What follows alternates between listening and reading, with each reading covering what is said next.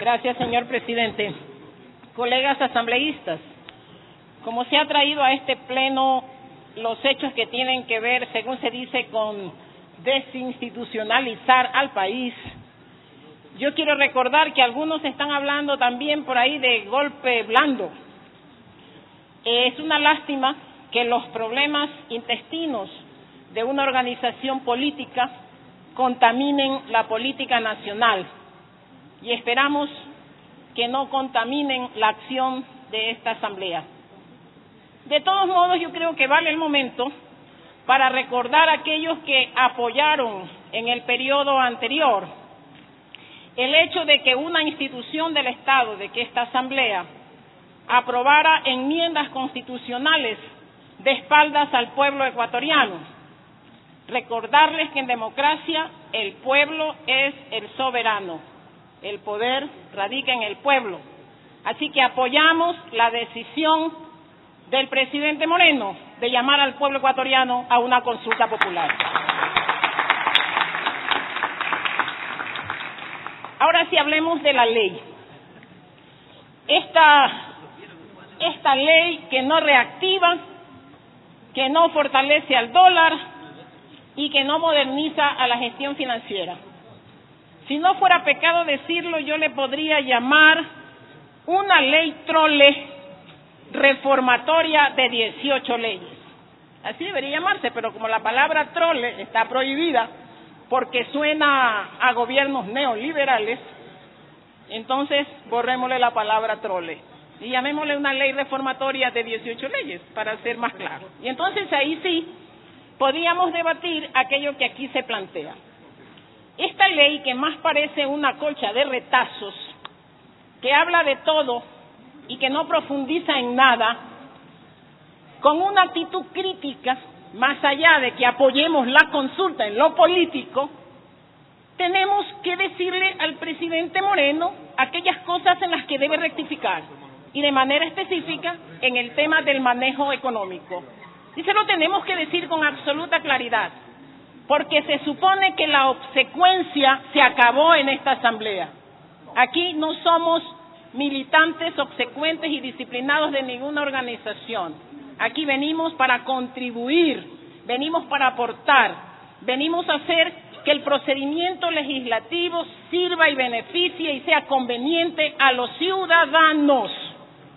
Aquí no venimos a defender a nadie, pero si nos llaman a debatir una ley de reactivación, entonces tenemos que criticar aquello que consideramos que va en contra de esos procesos de reactivación.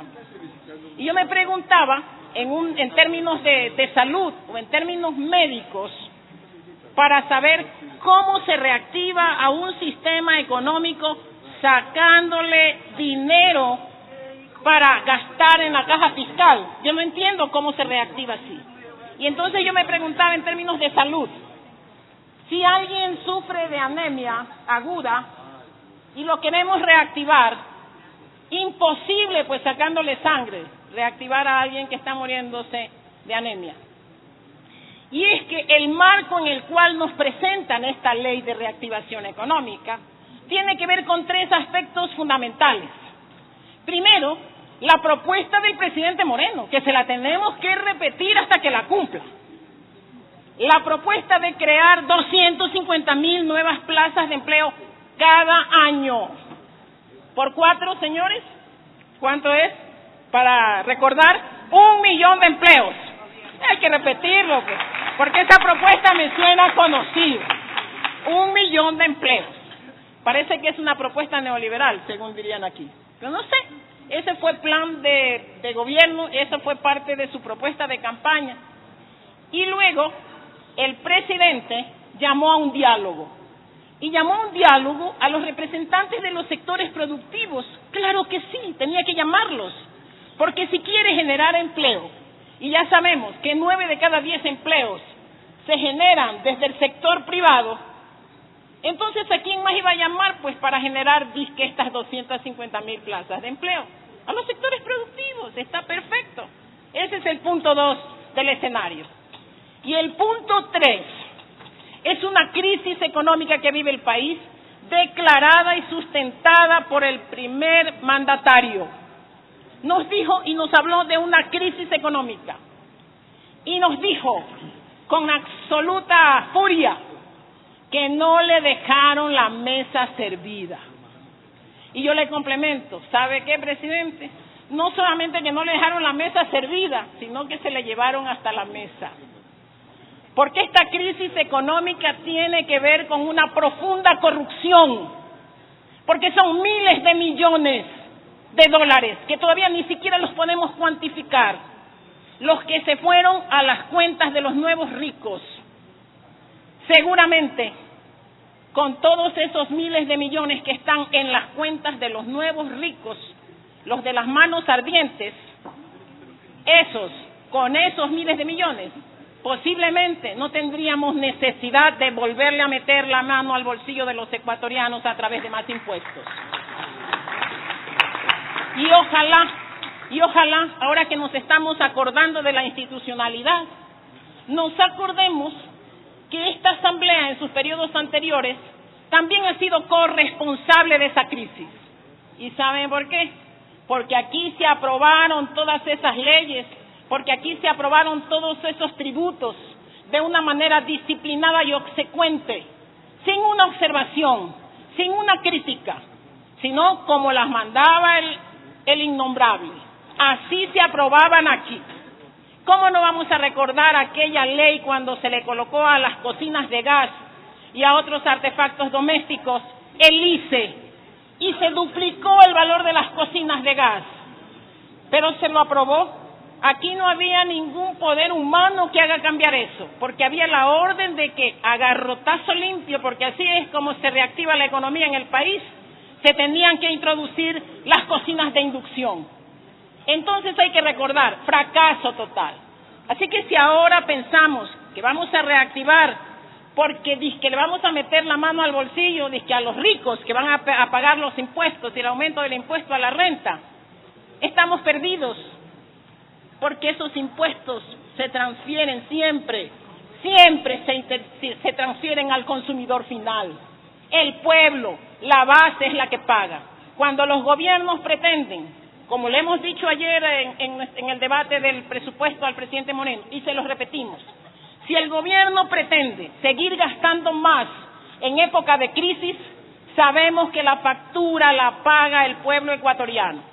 Y eso sí, también le decimos desde acá y le recomendamos, cuidado, presidente Moreno, porque si ahora pasa esta ley, el próximo año tendremos una nueva reforma tributaria para seguirle metiendo la mano al bolsillo de los ecuatorianos, porque esto parece imparable. Y habrá más deuda para que pague el pueblo ecuatoriano. Pero cuidado, presidente Moreno, porque también el pueblo ecuatoriano llega el momento en que pasa la factura, ¿verdad? Algunos de aquí estarán diciendo que sí, que el momento llegue en que el pueblo también pasa la factura.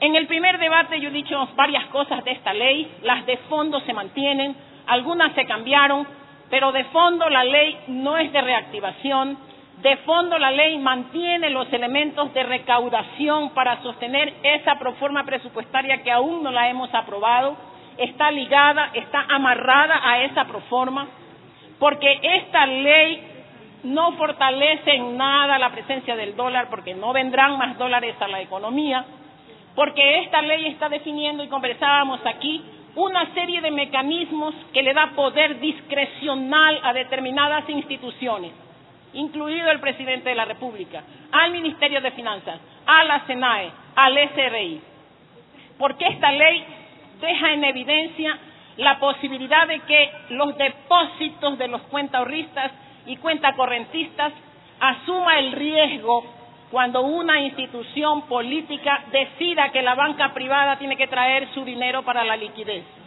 Y cuando deja al Banco Central y a los depósitos que no le pertenecen, y hay que repetirlo, a la voracidad de esa caja fiscal que es un hueco sin fondo, que no se llena nunca si es que el modelo económico no se cambia. Esos problemas y esos temas de fondo se mantienen en este proyecto de ley.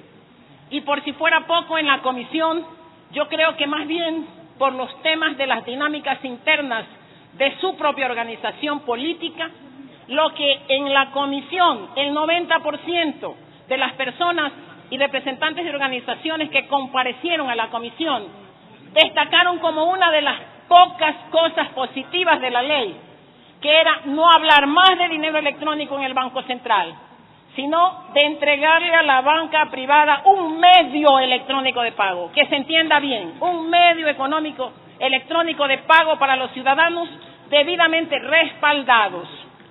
Si eso era una de las pocas cosas buenas de la ley o del proyecto de ley, la comisión para el segundo debate termina con eso que eran una de las pocas cosas buenas de la ley y determina, más bien por posiciones ideológicas, radicales y hasta enfermizas, que no, que todos los banqueros son malos. Y como dicen que los políticos son malos, también acabemos con los políticos. Y si los gobiernos son corruptos, entonces no tengamos gobiernos. Esa sería la lógica, porque todos los banqueros son malos, entonces el Banco Central que se quede con el dinero electrónico, poniendo en riesgo la posibilidad de que en algún momento, ellos sí, que son juez y parte, porque van a manejar el dinero y porque son el órgano de regulación, son parte del órgano de regulación, entonces sí pueda emitir a lo mejor en algún momento dinero sin respaldo. Así que hay elementos suficientes para pedir el archivo de la ley, como ya se ha dicho aquí, para que el presidente Moreno reciba el mensaje. Si su equipo económico lo traicionó y se fue por otra vía, ahora el ministro de Finanzas amenaza y dice, es que si no me aprueban esta ley, entonces voy a tener que tomar medidas más difíciles para el pueblo ecuatoriano. Mire usted, frente a esas amenazas, nosotros le decimos que con espíritu crítico archivamos la ley para que el gobierno, para que el presidente Moreno envíe una ley, primero consensuada, que es lo que vale en un diálogo, una ley consensuada, que reúna los elementos suficientes para que la reactivación económica se dé, para que los distintos sectores articulados y encadenados en los sectores productivos y en el sistema económico del país funcionen, para que los inversionistas sientan eso que deben sentir para venir a un país. Seguridad jurídica, no discrecionalidad de los funcionarios. Seguridad jurídica, certidumbre y confianza. Eso es lo que necesitamos. Así que el archivo de la ley y viva la consulta popular.